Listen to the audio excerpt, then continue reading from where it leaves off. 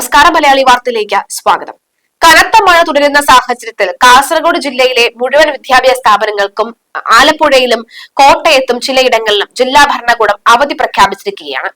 നിലവിലെ ഈ സാഹചര്യത്തിൽ മഴക്കെട്ട് കാണുവാനോ മഴ രൂക്ഷമാവുന്ന സാഹചര്യത്തിൽ ഡാമിൽ പോയി സെൽഫി എടുക്കുവാനോ ഡാമിൽ പോയി മീൻ പിടിക്കുവാനോ അല്ലെങ്കിൽ ഇതൊക്കെ നമുക്ക് അറിയാവുന്ന പുഴയാണ് എന്ന വലിയ ഡയലോഗൊക്കെ അടിച്ച് പുഴയിലേക്ക് ഇറങ്ങുവാനോ ആണ് നിങ്ങളുടെ ശ്രമമെങ്കിൽ, നിങ്ങളുടെ തീരുമാനമെങ്കിൽ ഓർക്കുക, ജീവൻ അപകടത്തിലാകും എന്നുള്ളത്.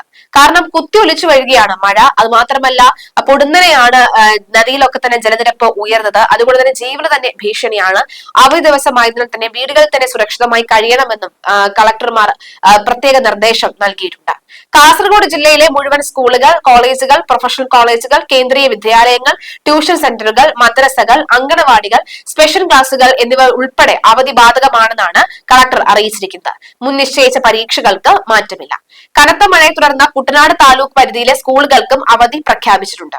പൊതുവഴികളിൽ വെള്ളക്കെട്ട് ഉള്ളതിനാലും മഴ ശക്തമായി തുടരുന്നതിനാലും കുട്ടനാട് താലൂക്കിലെ പ്രൊഫഷണൽ കോളേജുകൾ ഉൾപ്പെടെയുള്ള എല്ലാ വിദ്യാഭ്യാസ സ്ഥാപനങ്ങൾക്കുമാണ്, അങ്കണവാടികൾക്കും കൂടിയാണ്, ട്യൂഷൻ സെന്ററുകൾക്കും കൂടിയാണ് അവധി എന്നാണ് കളക്ടർ അറിയിച്ചിരിക്കുന്നത്. മുൻ നിശ്ചയിച്ച പരീക്ഷകൾക്കും ഇവിടെയും മാറ്റമില്ല.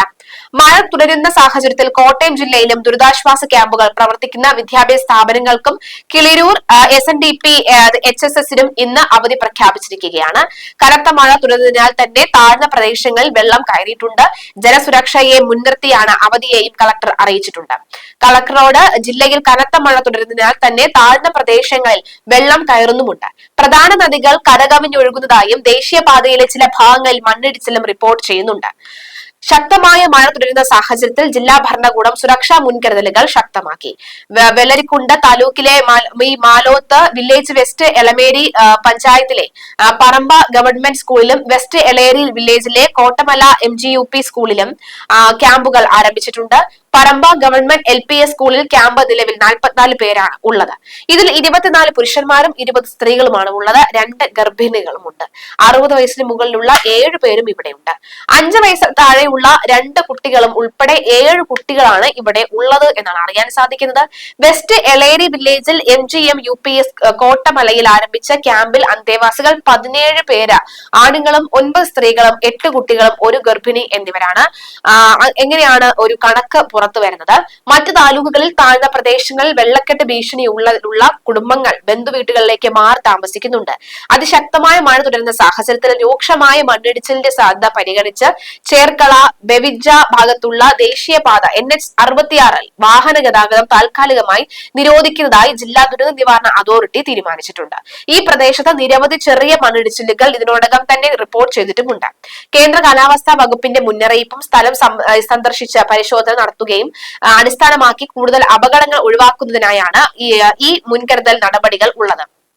ഹോസ്ദുർഗ് വില്ലേജ് പരിധിയിൽ SNPT GFLPS ഹോസ്ദുർഗ് കടപ്പുറം എന്നിവിടങ്ങളിലായി 2 ക്യാമ്പുകളും ആരംഭിച്ചിട്ടുണ്ട്.